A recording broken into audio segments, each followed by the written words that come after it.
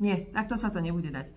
Ako náhle je na nehnuteľnosti doživotné právo bývania a je jedno, koho doživotné právo bývania, či rodičov, súrodencov alebo starých rodičov, nedá sa použiť takáto nehnuteľnosť ako zakladaná nehnuteľnosť pri žiadosti o hypotekárny úver.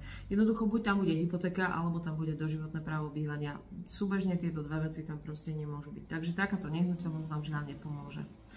100% na kupovanie nehnuteľnosti, áno, dá sa ešte stále vybaviť, ale je tam ale, také veľké ale s veľkým A, pretože musíte mať k dispozícii založiť dve nehnuteľnosti.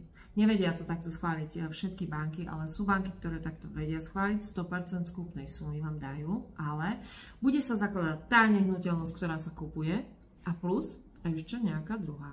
Teda nejaká, ktorú už vlastním, alebo ktorú vlastní moji rodičia, ktorú vlastnia moji rodičia, alebo súrodenci, alebo aj sused, ak by vám to bol ochotný založiť, lenže viete, no, pýtajte rodičov založenie nehnuteľnosti, je to taký krehký ľad, sama by som do toho asi na takéto jazero s takýmto ľadom nestúpala, takže založiť dve nehnuteľnosti, vtedy vám dajú 100% kúpnej sumy, inak počítajte buď len z 90% kúpnej sumy, že vám dajú hypotéku, ale zvyčajne len 80% kúpnej sumy.